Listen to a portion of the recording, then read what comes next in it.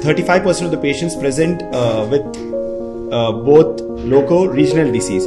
And how many of these patients are operable upfront? At least on this in this article, they say around 6% of the patients have surgery upfront, and nearly 31%, somewhere between 25 to 30%, have multimodality treatment, and the exact number of patients undergoing surgery is not evident in this study. So according to Indian population, even in various other articles, they say around 15 to 20% of the patients with lung cancer have operable lung cancer. Whereas in the West and in multiple articles from Asia, the percentage of operable lung cancer is as high as 30%. So the role of adjuvant chemotherapy, this is based on the ANITA trial and the IALT trial. A 5% absolute survival benefit with addition of chemotherapy to surgery was evident. Now, is there a scope to further enhance the benefit of adjuvant chemotherapy in patients who have resected lung cancer? So the recurrence rate in lung cancer, even in patients having stage 1B disease, is as high as 45%. In stage 2 disease, that is patients having N1 and early stage T lesions with N2 disease, the recurrence rate is 62%. And 3/4 of the patients with stage 3 disease after having surgery get the disease back.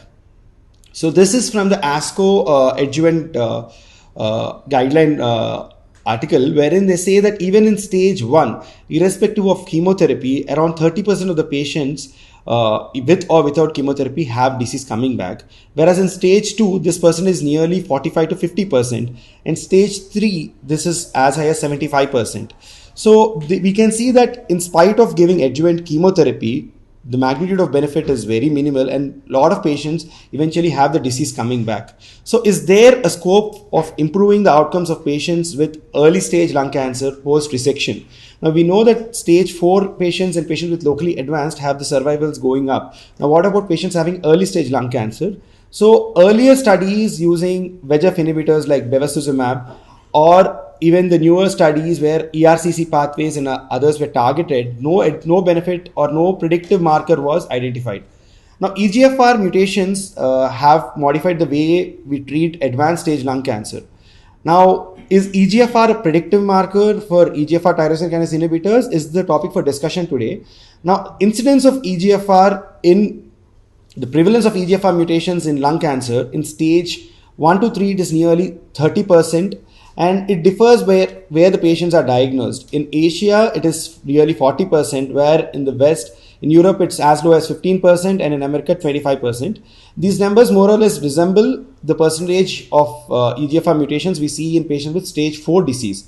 So stage 1 to stage 4, no difference in the prevalence of mutations is seen as such.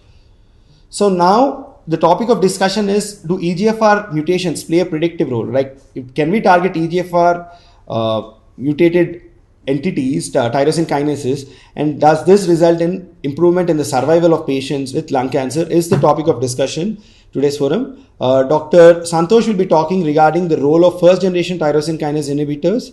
Dr. Sudha Sinha ma'am will be talking regarding the role of osimertinib, the third generation tyrosine kinase inhibitors in patients with resected lung cancer harboring EGFR positive mutation. And Dr. Sainath will discuss briefly regarding the role of these molecules in patients having locally advanced disease and in neoadjuvant setup.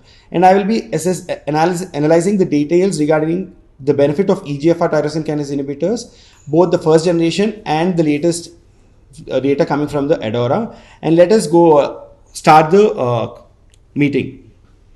So the first talk is by Dr. Santosh. I would be focusing my talk on what is the role of first and second generation EGFR TKIs. So what is my topic focused on? Does adjuvant therapy eliminate micrometastasis? Is it cytotoxic, or it is merely cytostatic so that it tides over a certain period of time? Does chemotherapy need to be replaced, or it should be supplemented with? What is the optimal duration? It is 1 year, 2 year, 3 year until progression. Do we have a problem of emergence of resistance clones at relapse? Can we repeat the same TKI if the tumor relapses after a brief after completion of adjuvant TKI? What happens if we rechallenge the same therapy? What stage do we qualify? Is it the same as the LACE meta-analysis of adjuvant cisplatin chemotherapy? Do we have any overall survival benefit, the holy grail we see with? So I would try to answer these questions in my talk. Although the data backing up all these questions is minimal at this stage, I would try to dissect out what data is available to answer these queries in the setting of first and second generation TKI in adjuvant setting. So whenever we see lung cancer, what do other cancers, what do we learn from other cancers?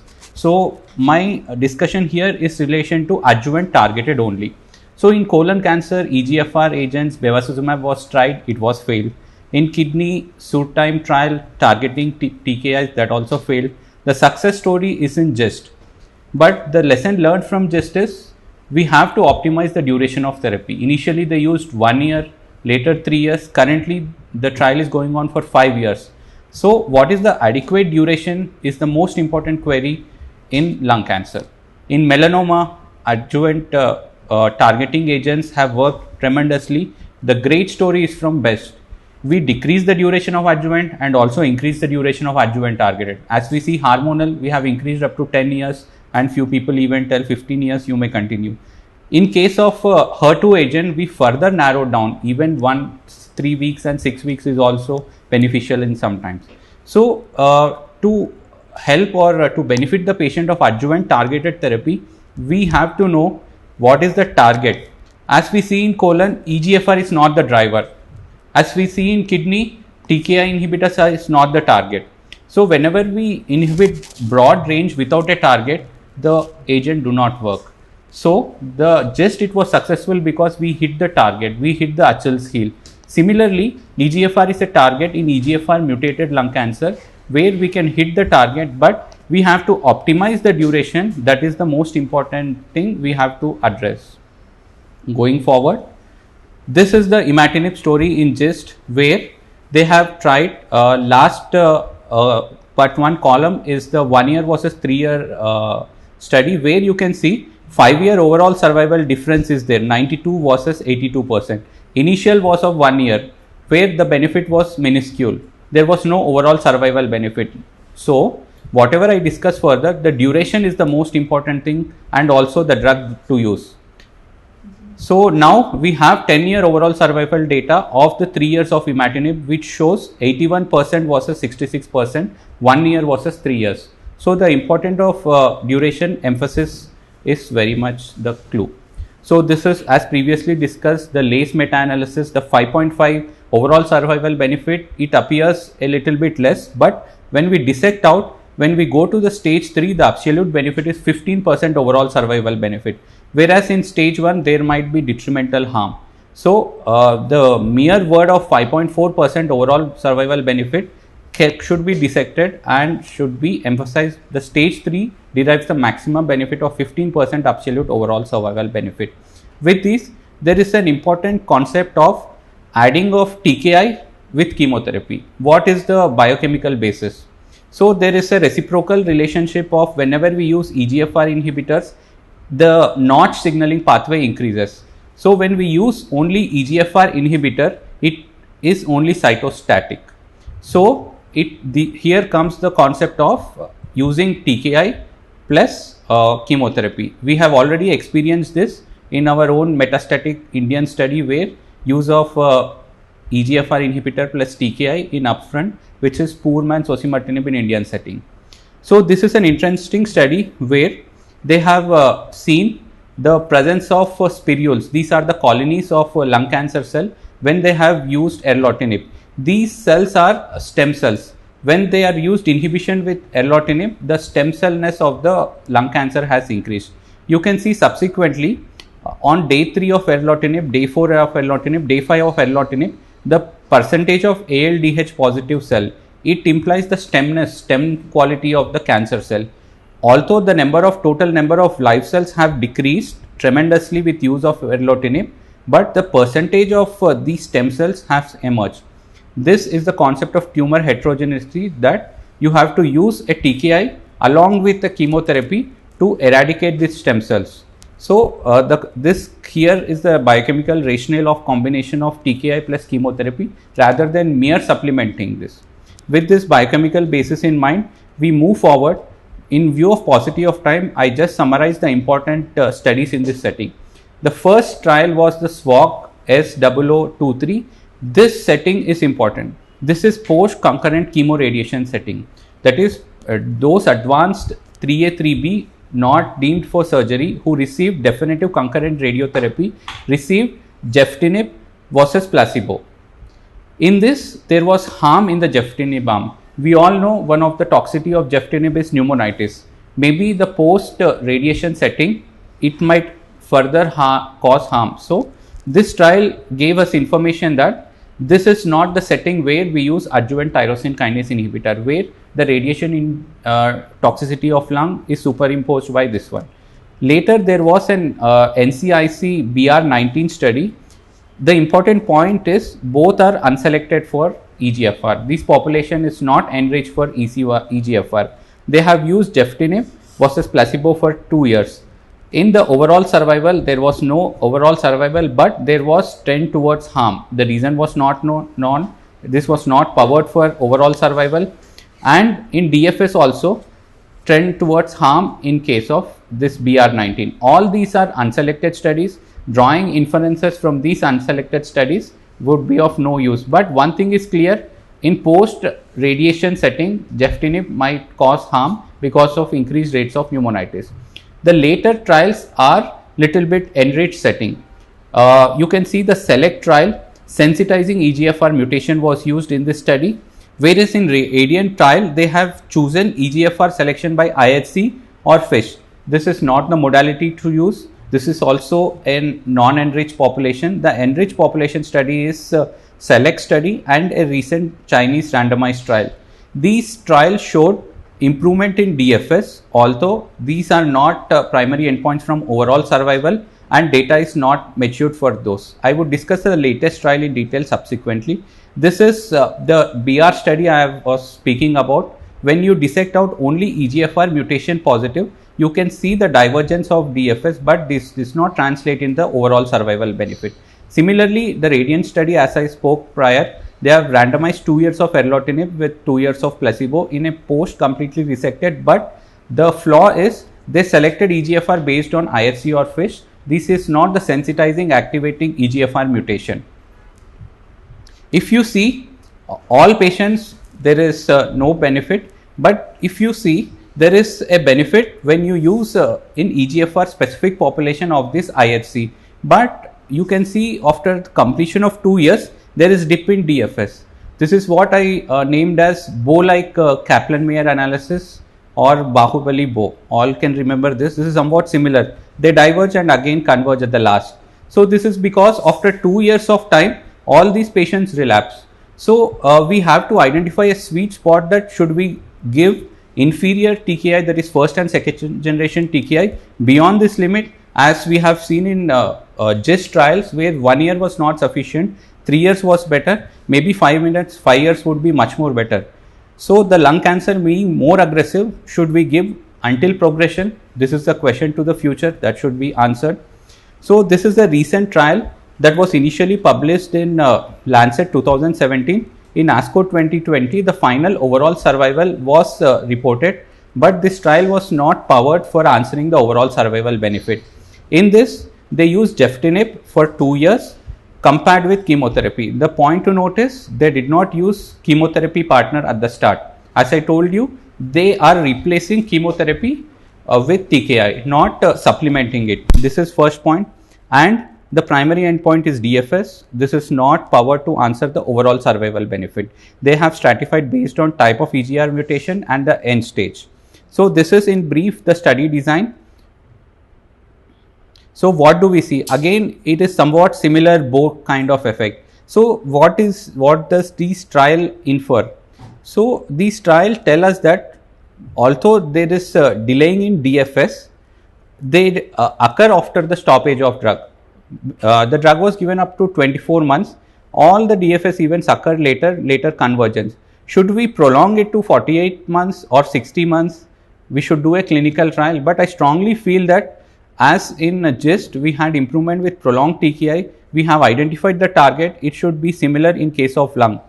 So further, when we extrapolate the same thing to CML story, now we have learned so much that strengthening the response so deep, even if we stop the imatinib, the disease doesn't recur in 50% of cases. It is somewhat similar. We have to suppress the tumor so deep so that the tumor doesn't recur again. This should be our goal, but the toxicity is the hiccup in case of use of TKI. So this is the overall survival. All the trials so far did not show any overall survival in adjuvant TKI, even the subsequent trial that ma'am would discuss. So this is same per protocol also. This is updated 3-year and 5-year DFS. Although there is divergence, the same old story, convergence after a stoppage. This is the constant happening. This is important post hoc analysis that they have done. So this is the Gefitinib population. These group, what is the subsequent treatment they received after progression? You can see out of the 70% who progressed after Gefitinib, in approximately 30%, that is 1/3 of these 70%, did not receive any subsequent therapy. We understand in lung cancer, each progression we lose a major fraction of patient because they are in very poor PS. We will not be in a position to give therapy alone. So the first opportunity is the best opportunity. Even in the opposite arm where they used chemotherapy, or approximately 1/4 of patient did not receive any therapy. So I feel strongly that after curative resection in an EGFR positive, you have to give TKI. The duration is the point of question. Using a TKI either first, second or third generation, we have to use at any cost. Even though the OS data is not yet mature, the duration of usage was inferior in all the trials previously conducted. The arbitrary number of 2 years is not suitable for all cancers. It should be individualized. In case of aggressive cancers, we may have to utilize the strategy of until progression. This might be the research question to the future. And one important question that arises in the mind is, what if the tumor recurs after adjuvant TKI? Should I challenge with the TKI? Will the tumor respond? This is a concern that arises in the mind, because if I give the agent now, when the tumor recurs, what armamentarium do I have to target the tumor? They have seen that in the Gefitinib group, approximately there is 50% CR or PR and 35% of stable disease. Almost disease control rate of 80% was there when they subsequently rechallenged the TKI. So the worry is not essential, although this is a post hoc analysis. It gives us a pattern that you may rechallenge with TKI, either same or the advanced TKI, the patients do respond. So one more thing is the duration. As I emphasized previously, they have analyzed in those patients who have taken duration of Gefitinib less than 18 months versus 18 months. Although this is post hoc analysis, the harder you hit, the more time you give, you suppress the tumor, more benefit you are bound to get. So this shows that the greater duration of use of Gefitinib further salvages, or it may translate into overall survival benefit. Next, what is the limitation of this trial, latest Chinese trial that I have presented? As I told you, conceptually they did not use adjuvant chemotherapy. They replaced it rather than supplementation. I strongly feel adjuvant duration is suboptimal. It should be at least 4 to 5 years in lung cancer to show a benefit. And as I told you, post progression, 30% did not receive any further therapy. Reason has not been mentioned. It could be possibly because of poor compliance or poor PS of the patient. And even in the chemo arm, 50% received no subsequent TKI. Remember, all these are highly enriched for EGFR. In a EGFR population, 50% not receiving TKI. I don't know what is the reason for not giving TKI in this population on progression, who were never exposed to any TKI agent. That is the strongest flaw that I saw in this trial. So this is the meta-analysis of all the trials of adjuvant first and second generation TKI I have discussed, all having showing trend to improved DFS, but none has showed OS benefit, because the primary endpoint of no agent I have discussed previously was OS. So this is an interesting retrospective data. Although it was only 22 patients data, it is very interesting. They have analyzed particular set of patients who relapsed after completing or taking adjuvant erlotinib of gefitinib. That is, the patient was on adjuvant erlotinib of gefitinib and they relapsed after that. So the 14 patients of these 22 patients were retreated with EGFR TKI. The median progression was 10 months. This is what expected even in erlotinib gefitinib first line therapy, and 73% responded. And the interesting point was T790M was not detected in any of the patients who progressed after stoppage of TKI. Only patients who progressed during erlotinib, they had T790M. It means that if the patient harbors T790M from the start, the gefitinib doesn't work. It doesn't induce development of T790M in these patients when we use as an adjuvant setting. Although the data set is very small, it is very promising. So this is the list of patients who received adjuvant TKI. So this is the response. When you see the response, all the patients, almost 70% has responded after this stoppage of adjuvant therapy. So among this, the recurred after stoppage was 7 patients and recurrence in lymph nodes were 86%. And the important point is none of them developed T790M mutation after development of recurrence after stop of this one. So they achieved a median progression time of 10 months. That is, this study tells that you can rechallenge with TKI EGFR, you achieve the same progression free interval as in the metastatic advanced setting. This is the trial that would answer in the future. This is the Alchemist trial. This trial is currently going on. I like this trial because the primary endpoint is overall survival. This has 3 arms. They have testing the postulates of EGFR inhibition, ALK inhibition and wild type. In EGFR inhibition, they are using erlotinib gefitinib. In ALK inhibition, they are using crizotinib. So they are finding the answer whether use of adjuvant therapy helps or not. In wild type, they are using nivolumab. So this takes around 5 to 6 years. This is named from the Alchemist, one of the all-time sellers, where the protagonist in this novel finds gold in his own compound after searching through Egypt pyramids. So we have to find the answer in our own field. That is the answer we got from our chemo plus TKI arm in India. So I feel supplementing chemotherapy would be the answer, and prolonging the duration of TKI should be the strategy for achieving success even with low cost of erlotinib and gefitinib, rather switching over to osimertinib, especially in current scenario of financial constraints. So coming again to the critical questions, does it eliminate macrometastasis? Maybe it suppresses, it doesn't eliminate all, but the level of suppression we have to achieve so that the tumor doesn't recur back. We have to learn from hematology, that is achievement of MRD in myeloma and CML.